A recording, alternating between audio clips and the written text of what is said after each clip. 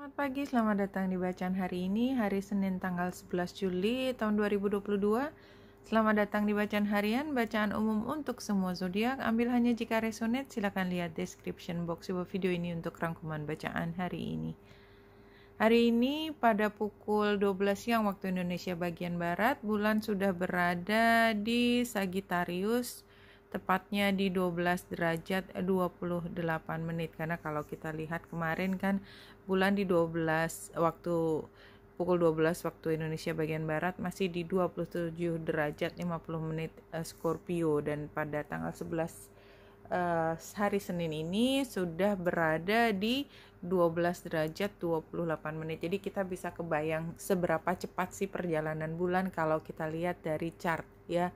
Dan berarti kan pagi, siang, sore itu kemungkinan untuk membuat transit berbeda itu juga sangat cepat, sangat dinamis, dan oleh sebab itu makanya kita menggunakan bulan untuk bacaan harian. Dan kalau kita mau tarik ke mingguan, biasanya bulan kita lihat di garis besarnya aja, dan mungkin kalau bulanan baru kita lihat planet-planet seperti Merkurius, Venus, Mars, dan Jupiter, biasanya itu lihat dari transitnya. Anyway, saya bicara sedikit di sini karena saya tadi udah sempat menilik sebentar di sini.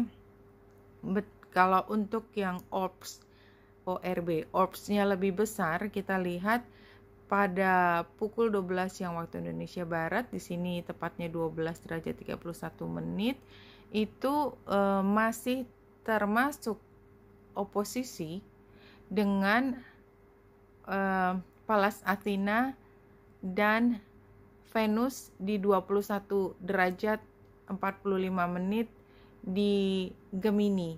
Jadi paginya oposisi dengan Pallas Athena, kemudian square dengan Vesta yang ada di Pisces, Pallas Athena ada di Gemini, kemudian agak malam gitu sudah oposisi dengan Venus di 21 derajat 45 menit. Dan kalau kita lihat, bulan juga membuat trine baik dengan Jupiter maupun dengan Chiron. Apalagi quincunxnya adalah dengan Merkurius. Jadi kalau saya melihat dari sini, pertama bulan berada di Sagittarius itu menandakan kita sedang membuat perencanaan jangka panjang, atau kita menggunakan filosofis, jadi menggunakan teori untuk memahami satu situasi. Jadi kita lihat bahwa situasi yang kita hadapi hari ini itu lebih bersifat cara pikir pandang yang jauh daripada keseharian, karena dia oposisi dengan Gemini. Jadi kalau Gemini itu adalah tentang keseharian, ya, tetek bengek keseharian, detail,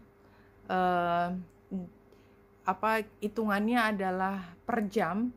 Kalau kita berada di Sagittarius, itu kita pikirnya tentang 1 tahun ke depan, kalau bisa 10 tahun ke depan. Jadi jauh, kita memandang jauh dan memahami kalau begini kira-kira trajektorinya bagaimana, ya. Karena dia oposisi dengan Pallas Athena di pagi hari. Jadi kalau saya melihat bahwa ini kita sedang katakanlah menyiapkan sesuatu. Kita merasa bahwa kita harus so smart, ya, dan kita berpikir detail. Tapi somehow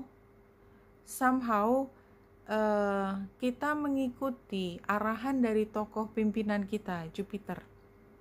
Dan semua itu karena kita paham persis bahwa kita punya masalah khusus yang memang harus diperhatikan dalam jangka waktu panjang. Dan ketika malam hari itu kita mulai berpikir tentang profitnya apa, keuntungannya apa. Jadi semua kesukaran ini pada akhirnya membawa kita kemana. Jadi kira-kira seperti itu. Ya, jadi paginya kita mulai dengan berpikir kita harus lakukan detail, tapi ternyata kalau kita terlalu terjebak dengan detail, kita nggak sampai mana-mana. Karena ini adalah tentang rencana yang lebih jauh.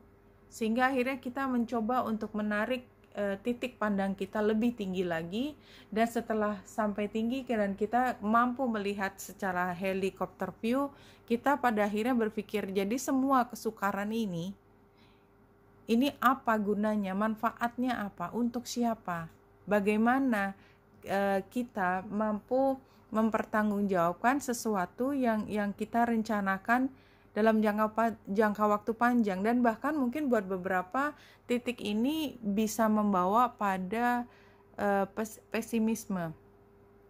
But don't do that ya, karena kalau saya melihat semesta ingin kita berpikir lebih jauh, itu aja. Kita ikuti aja energi yang datang kepada kita, mengalir di kita. Dan barangkali kita memang diminta untuk memahami sesuatu, tidak hanya di point of time sekarang, tetapi lebih jauh daripada itu. This is very beautiful. Tapi kalau menurut saya ini ya, artinya kita bersama dengan orang-orang yang memang soulmates. Kita seperti memang jodoh ya, jodoh. Bahwa kenapa kok kita ngomongin jangka panjang dengan orang ini? Apakah dia akan menjadi orang penting ke depan? Tampaknya iya. Tapi sekarang barangkali belum terasa bahwa kenapa dengan dia. It doesn't matter. Jalani aja semua. Kita mulai dengan bicara yang ringan ya.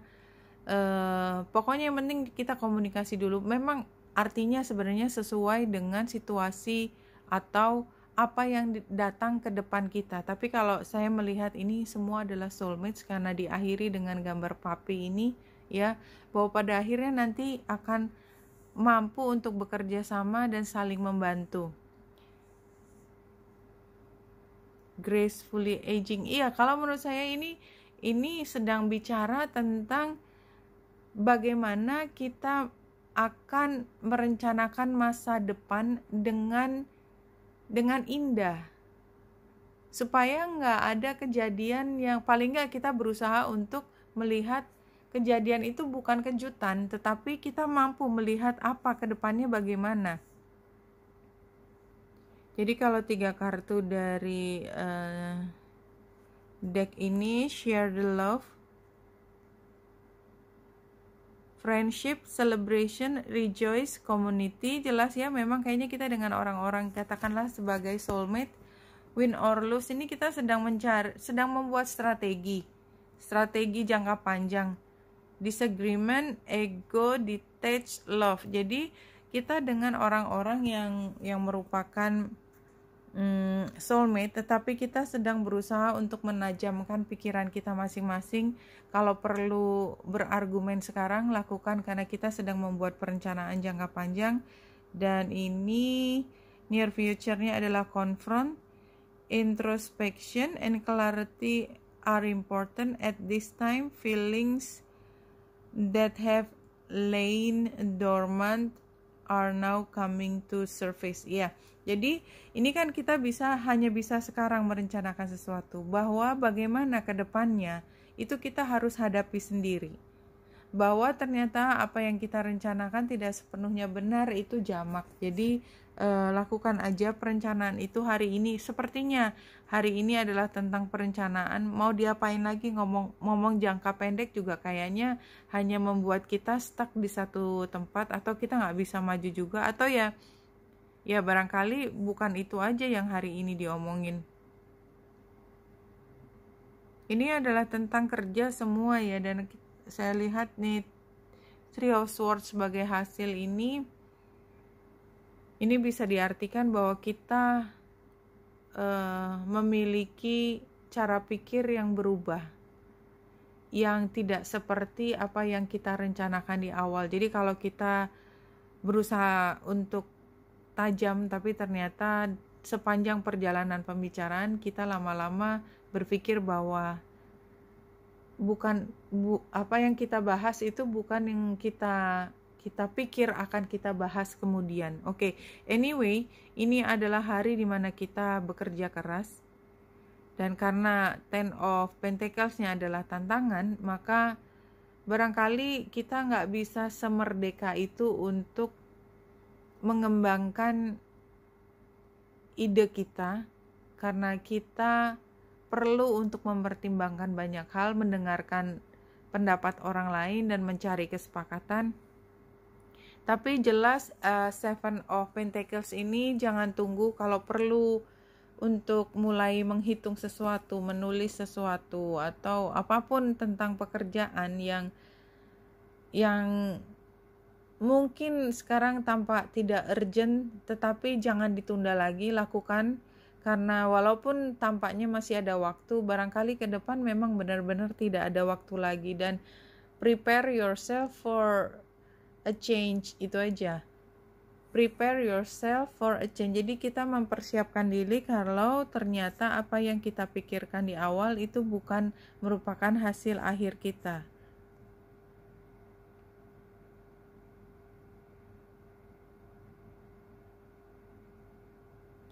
Untuk menutup bacaan hari ini, world peace can live only when each of you find that inner peace that is the source of all peace. Jadi ya kalau menurut saya ini kan banyak perubahan, bahwa kita berargumen dengan orang-orang penting pada saat ini, atau mau tidak mau kita harus mengikuti apa yang menjadi arahan atasan, atau situasinya tidak mengizinkan ini dan itu. Sementara kita punya idealisme yang luar biasa. Ini energinya Sagittarius ya.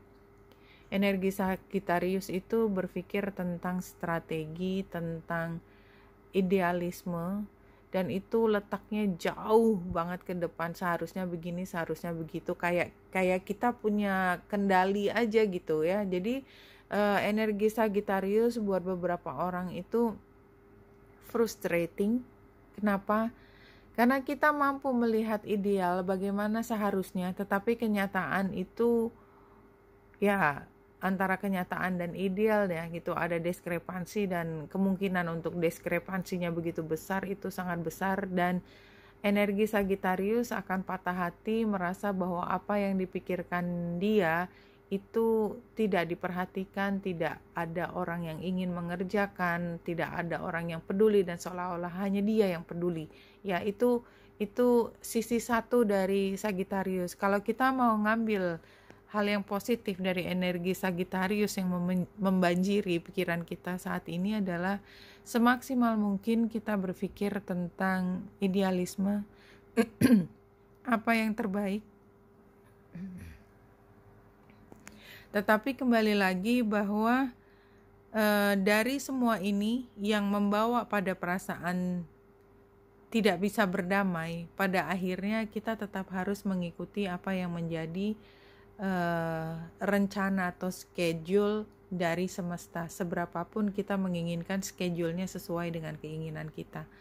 Dan kalau kita mampu melihat bahwa schedule kita yang ideal tadi itu sama sekali bukan sia-sia, hanya semesta punya cerita lain yang memang lebih besar powernya kepada kita, dan kita menerima in peace ya, berdamai bahwa kekuatan yang lebih besar itu sedang bermain. Kita tidak mengenyampingkan apa yang menjadi idealisme kita. Mudah-mudahan ini tidak membuat kita frustrasi, justru semakin dewasa makin mampu merangkul dunia idealisme dan dunia realitas menjadi hal yang balance di dalam hidup kita. Sagittarius oposisi Gemini. Oke, Wenita Indrasari di sini, semoga membantu. Salam hati dan cahaya.